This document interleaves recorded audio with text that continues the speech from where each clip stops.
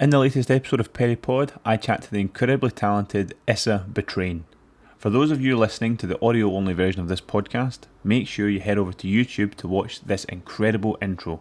Issa is just downright showing off his amazing skills on the court. So, who is Issa Batrane? He's an incredibly talented beach volleyball athlete who competes for England all over the world and is trying to secure a spot at the Tokyo Olympics later this year with his teammate Freddie.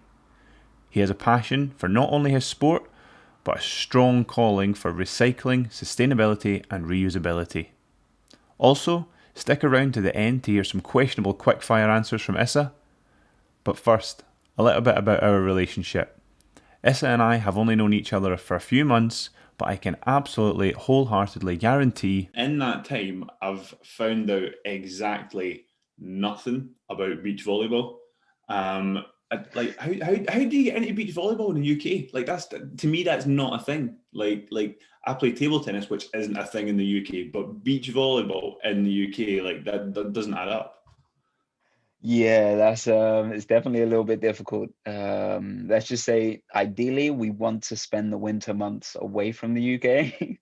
I would, I would I would think ideally every month away from the UK if you're doing beach volleyball, but That is also true. I mean, it's nice to have a base to come back to at home. But I guess for me, I started off actually playing indoor volleyball. So it's kind of like I didn't have to worry about the weather conditions. And then I just found it one summer, really enjoyed it, and I was like, yeah, this could be something I'm good at it. I'm enjoying it. It's outside, you know, the cooler kids play beach volleyball, and then all of a sudden it's like, oh, okay, I'm playing beach volleyball quite a lot now, and I'm getting pretty good at it. But I don't know why we still do it here.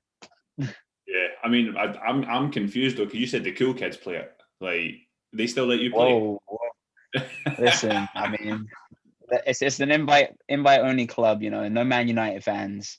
That's about it. Right, okay, right, fair enough. Sorry for one to be beach volleyball. Give me some info because I know volleyball's 6-on-6, 5-on-5, and 6-on-6. 6-on-6. So beach volleyball is that always 2-on-2 or is it 4-on-4 sometimes? It's always 2-on-2, but recently they've done some like test events, like fun tournaments of four-a-side. But for the Olympics, it's 2-on-2. Right. Okay. And how does the scoring work? Because mate, I know nothing. I feel awful. I'm a terrible host. I know nothing. I need It's you to okay. enlighten me. Show me the ways. So it's a bit similar to like I think badminton, table tennis. I'm pretty sure it goes as high scoring. So it's a race to 21. Right. You got to win by two clear. If it's one set each, you go to a third set, and it's a race to 15. Again, you got to win by two clear. And because obviously you have the weather conditions where it can be maybe wind blowing into your face on one side because the ball moves quite a bit in the wind. In the first two sets, you change ends every 7 points, and then Right. in the third set, if it's played, you change ends every 5 points. So they try and make it fair, but they also, it's also an opportunity for teams to really showcase their skill with the opportunity to play a lot of points. Yeah, definitely. And I suppose that must, depending on, as you said, depending on what way the wind's blowing and stuff, that would change your tactics like immensely. Oh yeah, hugely. I think like a lot of the time you find when you have like the wind blowing into your face, the ball's gonna die a lot quicker. Mm, So like if you're attacking over the net, so the chances are you can really go after your swing, stay high, swing hard at the ball, like spike the ball really hard into the deeper areas, and it will probably drop in. Whereas when you have the wind behind you, the ball's always like it's almost like you're trying to catch up with it. It's always running away from you. So you've got to sometimes take a bit of power off, get over the top of the ball, try and snap it down. It's basically like I mean everybody always relates it to a game of like keep the balloon in the air, like it just starts going around everywhere, it gets a bit crazy. yeah. So, I mean, to keep it into perspective so I can understand it, because obviously being Scottish, beaches for me are unknown. I don't know what goes on at a beach. I've got no idea. I'm assuming it just rains. That's all I'm used to. But in terms of what's the size of the court? Like, what we talking? We talking tennis court? We talking uh, bigger, so smaller? I actually don't know the dimensions of a tennis court, but for volleyball it's 8 by 8. So baselines are 8 meters long, Each sideline has an 8 meter. It's also 8 meters. But if you compare that to indoor volleyball, you have indoor, which is 9 by 9, and you have Right. 6 players. So it's 1 square meter less, but then you have 4 players less as well on the Yeah, court. that's tough. That must be tough. And you've got to run through the sand, which is constantly moving under your feet. Like, Yeah, yeah, yeah. you know what? Fair play. Got a lot of respect for that. That's tough. Ah, thank you. That's tough. I But I mean, read somewhere. it's always funny. A lot of my friends will be like, oh, they might watch beach volleyball, like not at a high level, like on a beach or something, just a bit of fun, and they'll be like, oh, this looks easy. It looks like a lot of fun, and then they give it a try, and I'm like, imagine this, but you've got a ball coming at you at like 85 kilometers per hour. Is that Like, it? Only 85? Come on. hey, listen, it can go up. It depends on how much heat is coming from certain people. Pretty sure the ball's like this big as well. It's almost like older getting lobbed at your Yeah, face. You seen the ones we these. play with? Come on. Over Ah, 100 kilometers an hour, 40 mil big. all right, okay. I mean, you also don't have to move so much around, but I can respect that. I go. Oh, hey, come on. I've got a uh, feeling like lightning in me. So I have seen you move. with the sand and stuff, like how do you make sure? Because obviously the basis of any sport is technique. You know, you want to make sure you got your technique level. But with a flooring underneath you that is constantly moving, that's constantly changing to the conditions, how do you practice perfect technique? Because for me that sounds like a nightmare. Like I struggle to stay on my feet at the best of times on level ground, never mind sand. Like I'm scared thinking about it. No, it is a challenge. It comes down to a couple of things, really. I think the gym work, what we're doing in the gym, especially, like we have to work a lot of, obviously, the big muscle groups, but a lot of the smaller muscles to kind of like help stabilize when we're not so balanced. So, we get a lot of Bosu ball work and things like that as well.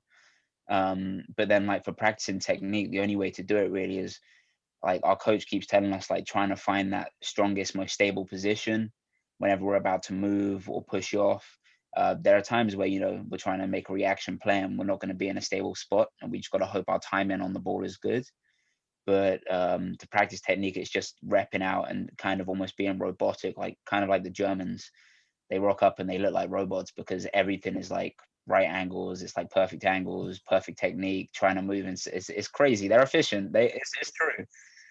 So the Germans are they're the ones to beat at beach volleyball. I mean, they have a strong program for sure, but the top team in the world are Norwegians at the moment. These two Norwegian boys, That doesn't which make sense to me. I know, I'm but thinking, I'm sometimes. thinking, I'm thinking America, you know, LA on the beaches, Miami, things like that. I'm not thinking bloody Norway. They just practice on the snow. Like, is that an So, advantage? so this is like a bit of a, basically what's happened is you got two guys, good friends of mine as well, Anders Mo and Christian Sorum, and they are just absolute freaks of nature. It's, how you have people that come to the sport, like, where you're thinking, they don't really have the stuff around them, or X, Y, and Z. They went to a full-time indoor volleyball school. Their parents played as well.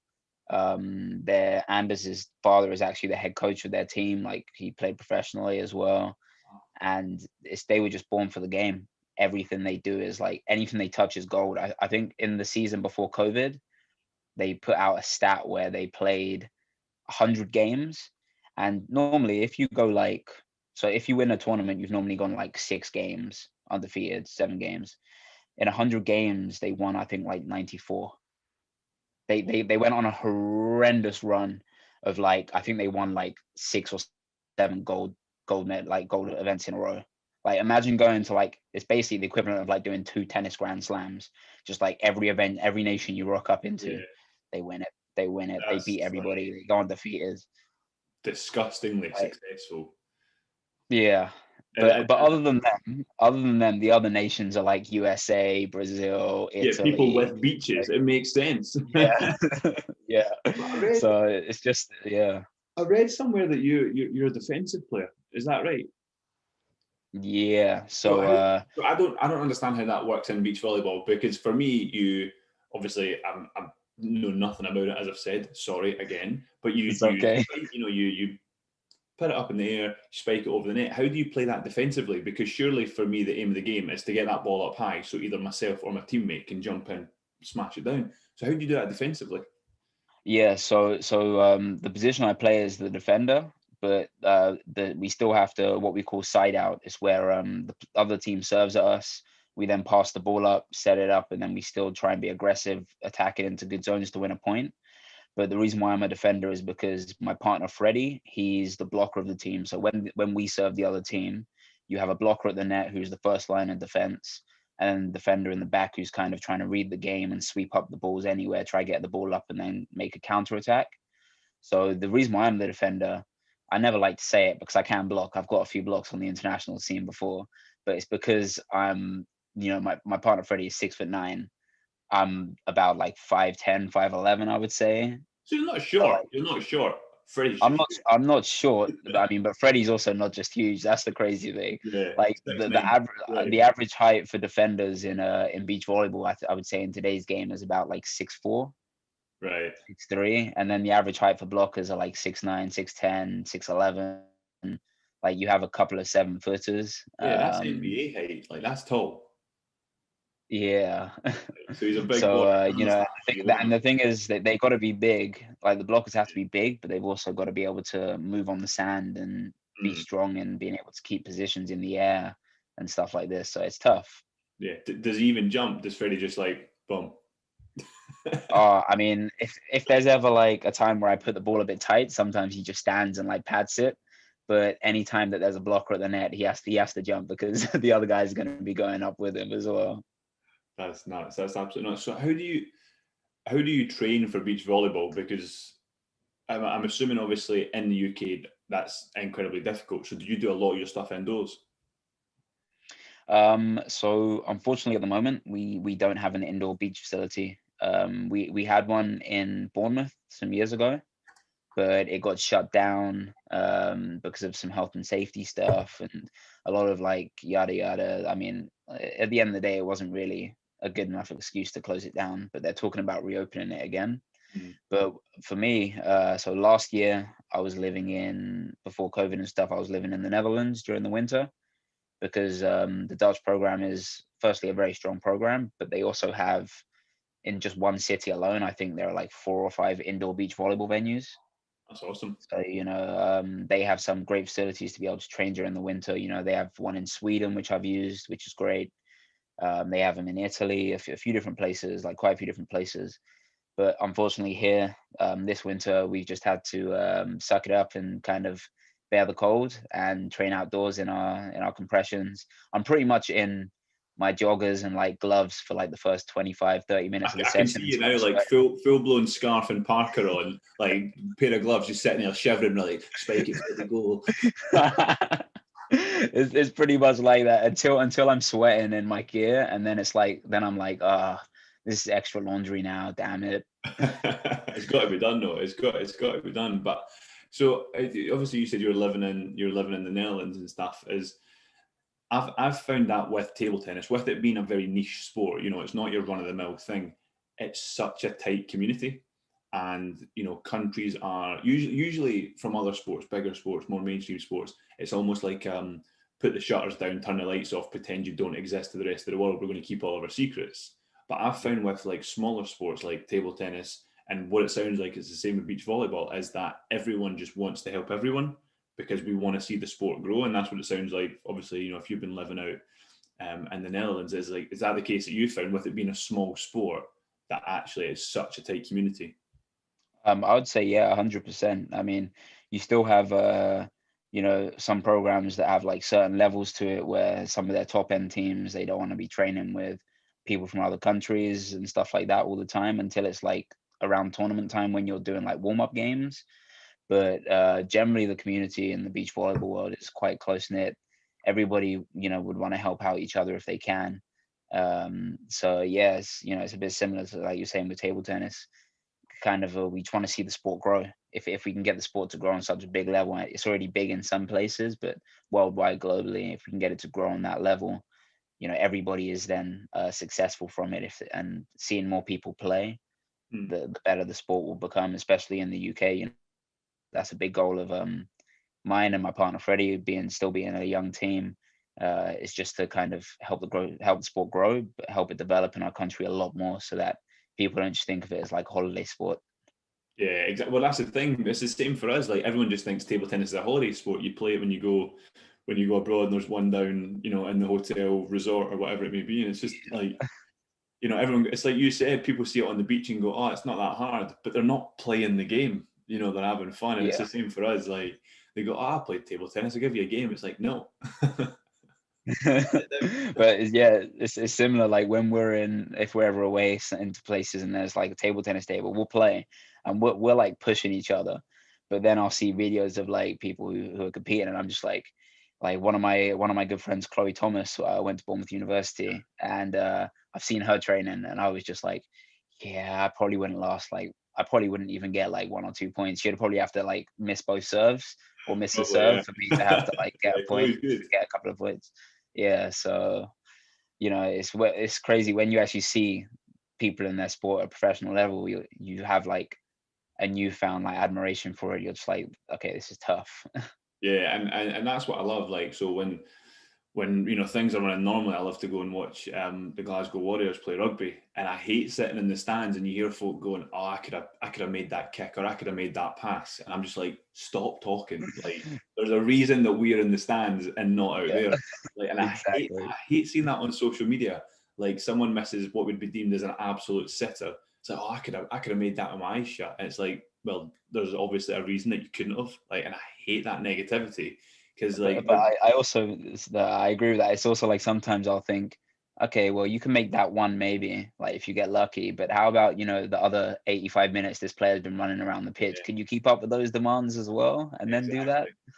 exactly. Exactly. So speaking of 85 minutes, so how long is there a time limit on beach volleyball? Because I know you said obviously it's best of three sets, but if it goes to three, is there some sort of expedite system? There is in table tennis, but it very, very rarely happens.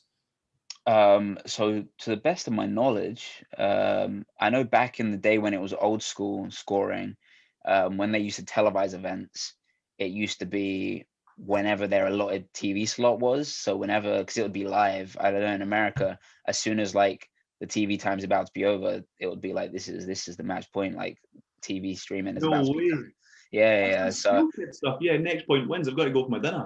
I know, it's crazy. But like now it isn't. So, on average games last about 30 minutes, 35, 40 minutes, which is like high intensity. Some games go into 50 minutes. I remember early on in my career, I was playing at under 22 European champs in Portugal.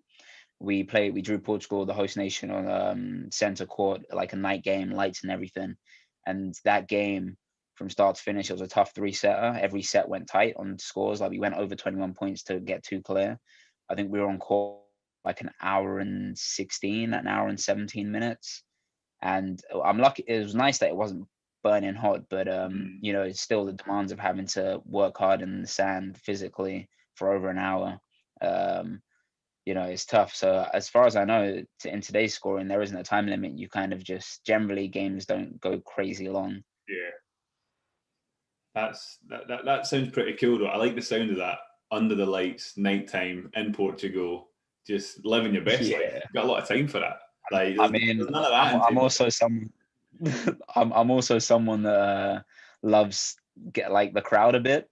So being in Portugal and having the Portuguese fans hissing us whenever we're serving, for me, I was just like, this is a dream. I love this. Like, hate on me, guys. tennis. Yeah, give This me is more. beautiful. Yeah, this is where I'm gonna come out and just make an even bigger play. I can see you now, just sitting there, like even in the nighttime, I can see you having your shades on, like blocking out the hate. I can see it.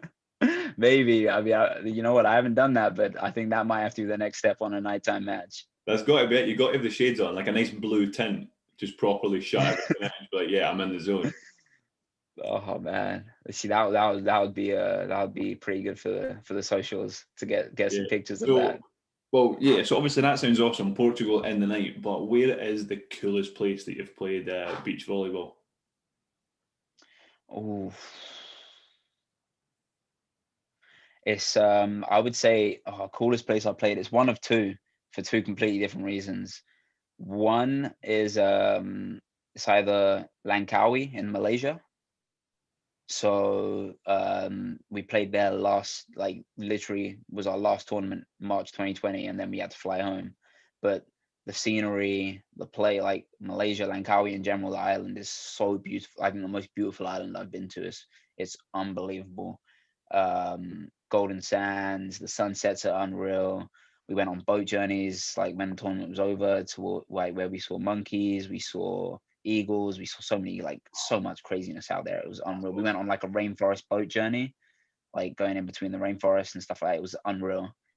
Um, or the other one is when I competed in Lucerne in Switzerland, which was a few years back now. It was my under 21 world championships, but the scenery, the setting of it was like, we from the hotel, we get on a boat across the lake towards where the courts are, and you've got like nice greenery, courts right on the lake, like a nice arena around the central court and everything. Like Switzerland is a big beach volleyball nation. Like a lot of people love it as well, even though it's landlocked.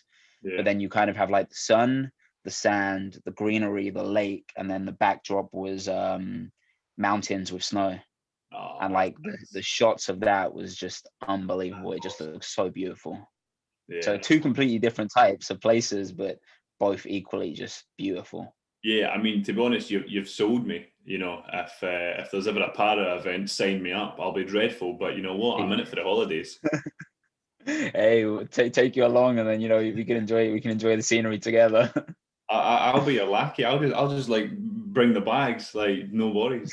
But like what I found, it's funny you say that about Switzerland. I've noticed that they seem to be pretty damn good at sports they shouldn't be. Like they're really good at water sports and like obviously beach volleyball and stuff. And I think it's because like, as you said, they're landlocked, so they just go right. We've got these massive lakes. Let's just go and have fun on them, and they end up being really good at sports that they really shouldn't have any right to be because they've not got the facilities. So they just go and create stuff. They're pretty cool. I think part of it is also, when people think of Switzerland, they think money. So for them, Well, they'll be like, let's just throw money towards all these facilities. Let's just get it going. so speaking of money, then how is beach volleyball funded in the UK? So it actually currently is not. So unfortunately, our sport doesn't receive funding towards Olympic Games. Um, Previously, because of, I think, previous results from older teams, but also, some of it to do with just, I never want to slate, like, I'm not slating like an NGB, but I think our NGB's main focus is kind of more on grassroots and kind of building the level up instead of focusing a lot on like the performance side at the top end. So a lot of it is actually self-funded, Mhm. funded through partners, sponsors, or just our own money that we might get from working. Um, that we did receive a little bit of funding for the build up to Tokyo, some aspiration funding, which I think some sports like weightlifting and other sports as well also applied for. Um, so there was a bit of funding for our Tokyo preparation to try and qualify for those games, and we still have our qualification tournament in May in Turkey this year. But with COVID and stuff, we really don't know what's happening. But unfortunately, yeah, our sport isn't highly funded a lot of the time. We just have to do what we can. Yeah, I know, and that's the thing. It's difficult for athletes. Everyone thinks, because you're playing at such a high level, regardless of sport, that money's great, funding's thrown about, checks are blank, and you can go do what you want. But often in elite sport, sadly, that's just not the case. So you spoke about the qualification tournament in May. We're in a similar situation in para table tennis, but we're here to talk about you. So what's the criteria in May? Do you have to win it, or do you have to get a certain like finish in the top whatever to go to the games? What's the criteria? So the one in May is round two. There are 3 rounds to qualify. Round two, so we already finished in the top two in round one back in 2019, where London actually hosted it. So it was awesome to play a kind of like a home event that was an international. It was like the biggest event since 2012 Olympics for beach volleyball in the UK. And then, so round two, there are 8 teams in our pool, and there are 5 pool groups, if I got that right. No, 3 pool groups, sorry. And you have to finish in the top 5 of the 8. So you just have to finish in the top 5 teams, which is possible, very possible. And then you go to the final round where there'll be 15 teams, and it's then from there it's going to be like modified pool play crossover games to decide who the winner is that will qualify for the games. So ultimately, it So is then one winner. ultimately it is one winner. Whoa. So that's the Continental Cup qualification process.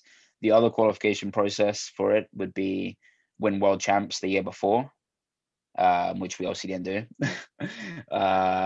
Then you also have being in the top 15 ranked in the world, which unfortunately we're not at that stage at the moment, especially, myself and Freddie being a young team. That's kind of a goal for 3-4 years down the line to be in that top 15, top 20 in the world. And then you also have like other continental regions having their continental tour as well. So your Africas, they'll also have their continental cup to be able to qualify one team, one nation. Same for like the Asia Pacific region, or I think it's called Oceanic. Is it called Oceanic? I always get this messed up. Okay, yeah. So everywhere has their own. Yeah. So I'm assuming then that's the top. So that, from that, then that'd be top 15 teams in the world plus the 5 continents get to go. Yeah. So top 15 plus the 5 continents. So that takes us to 20. Then you have the host nation. They're also guaranteed a spot. So that will take us up to 21. Am I correct? Did I do my math right? Yeah, 21. At least, haven't you? Yeah. So that will then be 22. And then 2 others come from. So that continental event, once every single. So you get one from the world, from winning world champs. Yeah. And then you have so everybody who placed second in their continental event will then have one last tournament between them to decide that final spot. So they give you a chance if you can finish in the top 2. There. That's Yeah, good. yeah. That's really good. Right. So everything has been pretty miserable for a long time here in the UK, right? There's no beating around the bush. But I know you're an upbeat guy. I know you've got some funny stories coming out of COVID. So I want to hear, what is your funny COVID story?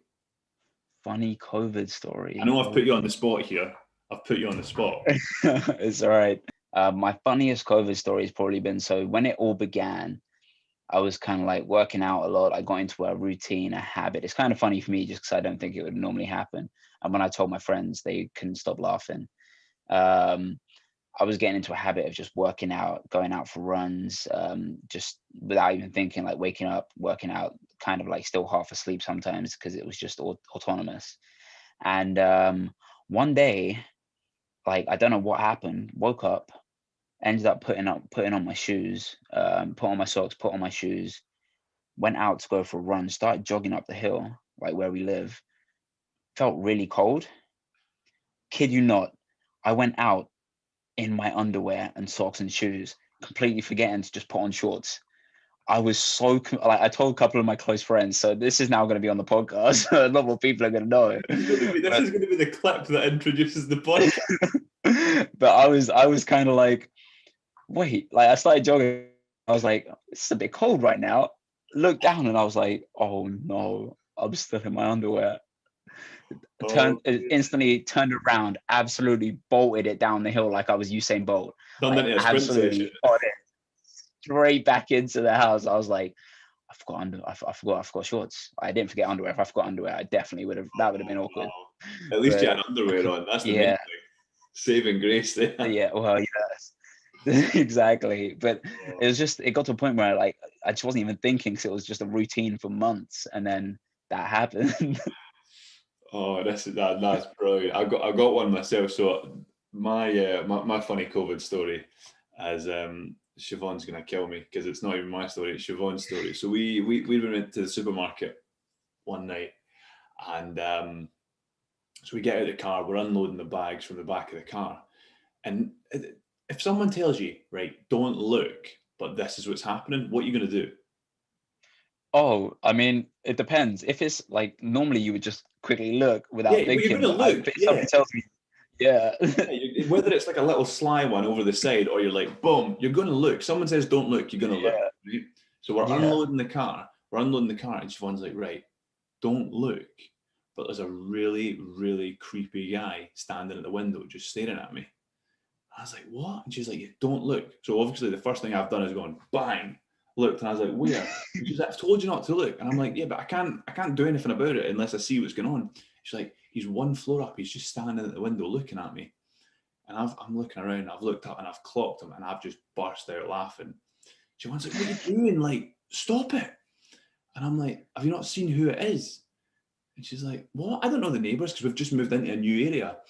And she's like, I don't know the Okay. neighbours. And I'm like, it's Danny DeVito.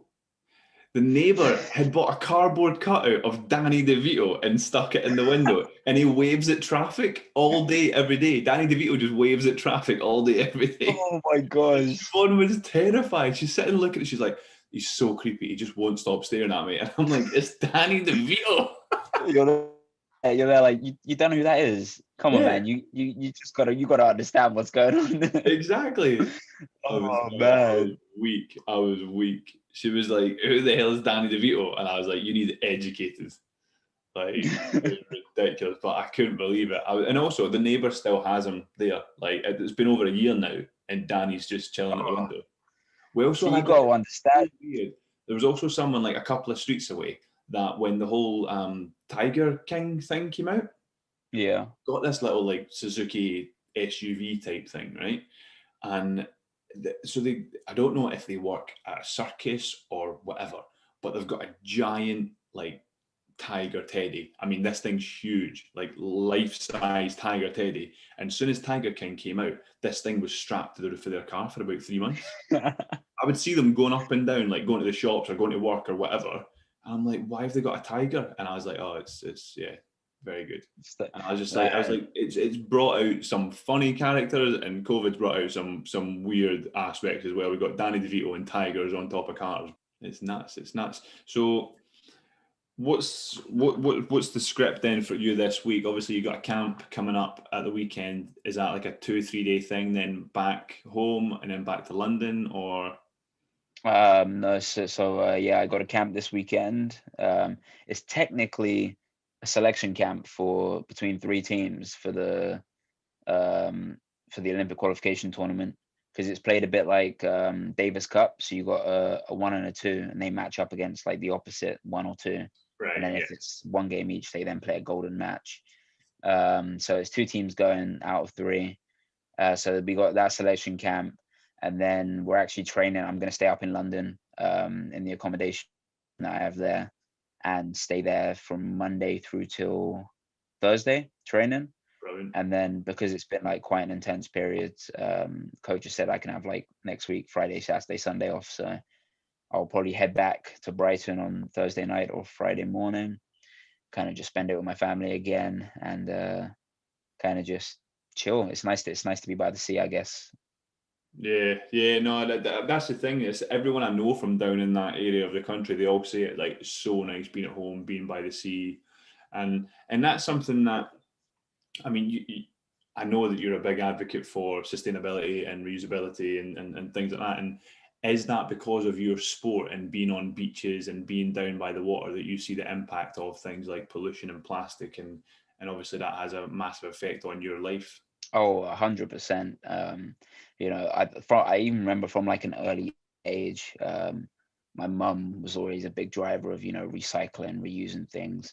Like she's kind of like driven that message into me. But then playing a sport where I'm at the beach, the amount of, even when we go to a beach, plastic bottles left by courts, rubbish everywhere, cigarette butts, I see people throwing stuff into the water that's just like trash. And I'm just thinking, like, with like how things, with how the world is getting gradually worse and worse with climate change and with everything, just like you see what happens to the sea life. You see photos of them with plastic in their mouth. I think the famous one is like a straw caught up in a turtle's nose. I think it was like, that was a pretty gruesome one. You just see like so many people just not even thinking about what they're doing, and they don't realize how important it is to look after, like, our wildlife, our beaches, especially with the amount of like deforestation going on.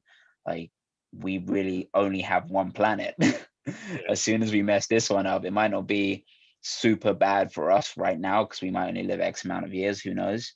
But like, our kids, who we definitely will love. Imagine we leave them in an absolute hellhole. Like, what are we like? We gotta invest to do something, even if it's small changes, you know.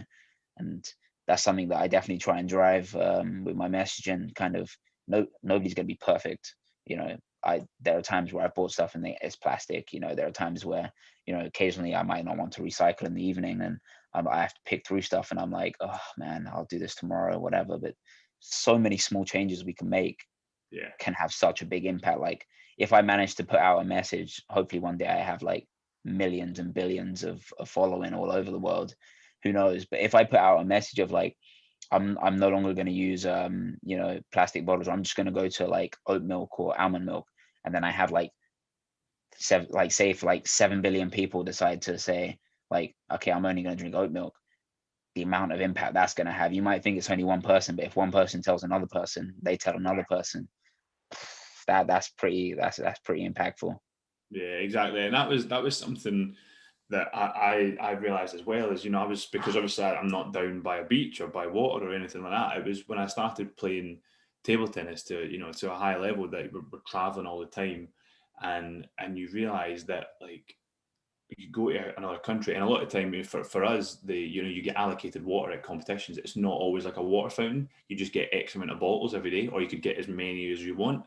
And it was like, there's just at one tournament, you know, from one tournament, the amount of plastic that goes to waste there.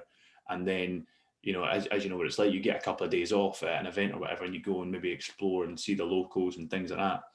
And you realize, like, when you go to a place that is a bit more by the sea, or things like that, that's where the real impact comes into play, because folk are just happy just to chuck things away.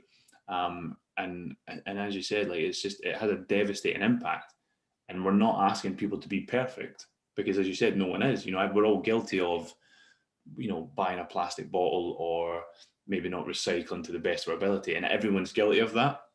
Yeah. But it's trying, as you said, trying to make a small change, one small change. You know, whether it's having a reusable water bottle that you keep in your rucksack or in the car or whatever, like, so you've always got that option. You know, things like that. And, you know, it makes a massive difference. Like, I've seen these great ones that I'm going to invest in as well myself, as like travel cutlery sort of thing. You know what I mean? So you avoid like plastic forks and things like that. And it's, you know, I'm always up and down from Scotland to Sheffield at the moment, like trying to train and do things like that. And the last thing I want to be doing is like taking cutlery from the house, and Siobhan's got Yeah. nothing to eat her dinner with. Do you know what I mean? Like, so it's you know, things like that. You can get little like pack away cutlery and things like that. And it's little things that you think, okay, this might not do much, but if the next person does it and the next person does it, it just spreads, you know. And hopefully that's the message that we're trying to help with, because I know that you obviously, I mean, you got some pretty cool trainers at the moment, don't you? Yeah. So recently partnered with Hilo Athletics. So some sweet Hilos completely made out of recycled material, a great sustainable brand, but also, you know, the trainers are actually just really cool. You know, I've always been quite a big fan of like shoes in general, but being able to wear something that kind of fits my like who I am as a person, you know, wanting to wear something, you know, or go with a brand that cares about something that's more than just the bottom line of money. They care about trying to have an impact on the planet. Like, that's such a cool thing. And I wear those a lot of the time, you know. And also the greatest thing is that I can just throw them in the washing machine and nothing, and like they get cleaned, and that's it. There's no worry about it. So yeah, some of my favorites for sure. And it's just interesting to think like this is a company that's really driving it, and I kind of look around at other businesses and I'm just like, that every single business is really the same now. Like, when you want to buy like high designer wear or high like high, like high tech sportswear, you kind of need to start looking more. If you want to have an impact, you need to start looking more at like, okay, so what, like, you look at your Nikes, your Adidas's, your like New Balances, whatever it might be, they're all at the end of the day the same. They have the same kit. You have a top, you have shorts to train in. But what you're going to look at now is, what do they do to kind of leave impact, whether it's with sustainable, whether it's like social change, you know, what are they doing to impact outside of just trying to make money? because then it's like that's something that I want to be associated with. And Yeah, absolutely. It's something that I've noticed myself becoming more and more conscious of. Is as you said, all the kit is pretty much the same, and it now doesn't matter who the logo is; it's what they do behind that. Exactly. And that, as I think, because obviously athletes, regardless of sport, as soon as you sort of hit that elite status, people tend to listen to you a little bit more, and you have that responsibility to to almost do the right thing, and if that is like sacrificing fashion of all things to wear the clothes that suit your ethos and your values as a person, then you owe that to society to sort of show them that, look, do you know what I mean? It's not just about feeding this cash cow that's just there to monopolize an industry. Actually, we should be helping ourselves by buying this product or that product. And I think it's just making people aware that there are other options out there. And it's good to see that even these, obviously you got high low as you said, but you now the sort of big brands, as it were, are now starting to realize the error of their ways, and now a lot of their products are now becoming sustainable, or more sustainable, or recycled, or if a product, is difficult to be completely recyclable, they'll make it out of 80% or 90% or as much as they possibly can. And I think that's the right start, and as you said, I hope that for the future, for our kids, grandkids, or whatever it may be, we've not left it too late, and I think if we can show that we're trying to do the right thing now, then with the rate that science advances, that hopefully things are not irreversible. No, exactly. And like touching upon like a couple of things you said there, like even if they can make it like 90% recyclable, like I said, like we both said, nobody's going to be perfect. It's just, can you do enough? And if you're a big company that has the money to impact this change, and like you say with athletes, the same with bigger companies, you have such a larger following, or you have people that are actually dedicated and want to know what you're getting up to, want to know what you're doing, eating, drinking, wearing, those types of things. Like being able to use your voice to kind of lead people on a better path that will help not just us now, like all of us as humans, but more humans to come. Hopefully we don't wreck this planet in the long term. Yeah. Right. So to finish this off, I'm going to ask you some quick fire questions. Favorite country in the world? America. Favorite food? America. Yeah. Italian. Favorite song? Come on. I don't know. Anything by J. Cole. Nice. Favorite color? Blue. And who's the best table tennis player you know? Oh man. Well, Chloe Thomas, table tennis. Para table tennis. You did specify. All right. Sorry, Martin Perry. You didn't specify. No, I tell you what, Chloe would absolutely have me in her back pocket. She definitely would. Chloe's a great player. I'll give you that. It's not bad. There you go. Another episode of PerryPOD finished. Make sure you keep your eyes and ears peeled for the latest episodes coming in the next few weeks.